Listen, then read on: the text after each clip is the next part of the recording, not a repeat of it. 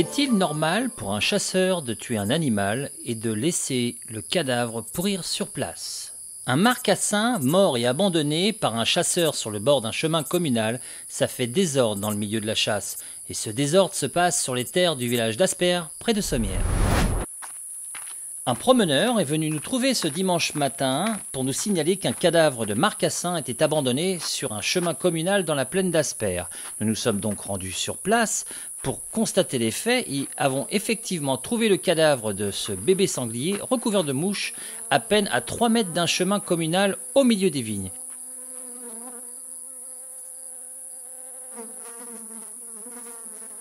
Alors, est-ce normal de tuer puis d'abandonner le gibier ainsi ? On peut certes se poser la question sur l'éthique que devraient avoir les chasseurs en Languedoc avec un tel abandon d'un cadavre. Mais existe-t-il encore une éthique chez les chasseurs? Et est-ce que cette pratique est-elle courante dans nos départements? Devant ce tel spectacle, nous avons appelé le président du comité de chasse d'Asper pour en savoir un peu plus sur les pratiques de la chasse dans le Gard. D'accord, alors vous êtes le président, le problème c'est que je suis allé voir, j'ai un reportage qui va sortir, un marcassin a été tué et laissé sur le bord de la route. Alors est-ce que c'est normal de tuer des animaux et de les laisser sur le bord de la route? Est-ce que c'est un acte volontaire délibéré?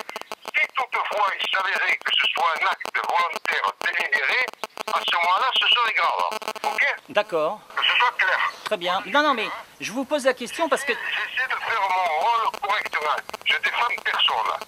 Il y a une loi, on est là pour respecter les lois, ok? Voilà. Très bien, mais c'est ce que je voulais entendre de votre part, parce que c'était la moindre des choses, de savoir exactement quelle était votre position. A priori, c'est pas logique de le trouver au bord de la route. Bon, très bien, c'est très bien, ok. Voilà, c'est ce que... Comme je vous dis, s'il a été blessé à X centaines de mètres ou une distance... Non, ça c'est 3 mètres d'un chemin.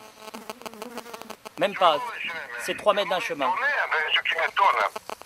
Ce qui m'étonne, c'est que le tireur n'ait pas récupéré ce gibier, c'est du gibier. Oui. Ça se respecte. C'est bien la question que je pose en me disant comment ça se fait que maintenant on tue des animaux et qu'on les laisse sur le bas-côté.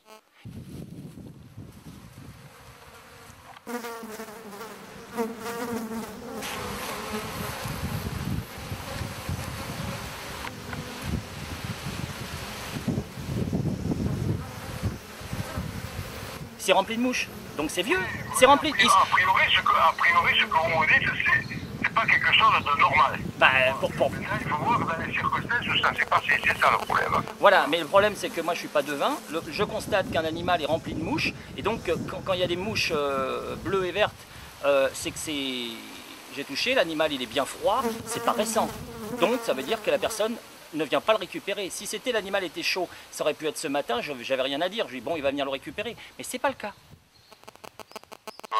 Voilà, donc... Ça date, on est quoi, le 7 juin, les tirs ils ont commencé il y a pas de temps, parce que le 1er juin on n'avait pas tous les papiers, on n'a pas commencé le 1er juin, il n'y a pas eu de tir le 1er juin ni les jours suivants. Je pense que les tirs ont commencé très récemment. Oui, en tout cas... en tout cas... Très bien. En tout cas, Monsieur Beck, ça fait désordre. Voilà, je trouvais que c'était normal de vous appeler parce que je voulais comprendre, c'est tout. Oui, écoutez, ça fait désordre. C'est pas tout à fait logique, disons. Voilà, très bien. Il ne faut pas monter en flèche parce que vous n'êtes pas chasseur, je suppose. C'est pas une question d'être chasseur ou de pas chasseur. C'est difficile. Quelquefois, on perd des animaux. Je ne parle pas que du sanglier, on perd du gibier, disons, en général, blessés qui vont mourir bien plus loin.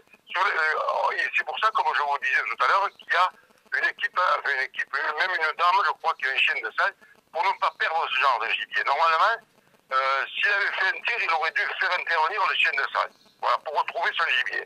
Si le gibier est mort plus loin. Logiquement, la logique, voilà. Force est de constater que la logique et le respect du gibier n'a pas cours sur les terres d'Asper et que rien n'a été fait dans les règles ni dans le respect de la loi, en ce qui concerne du moins ce chasseur. Peut-on d'ailleurs qualifier de chasseur un individu qui tue des animaux et qui les abandonne sur le terrain?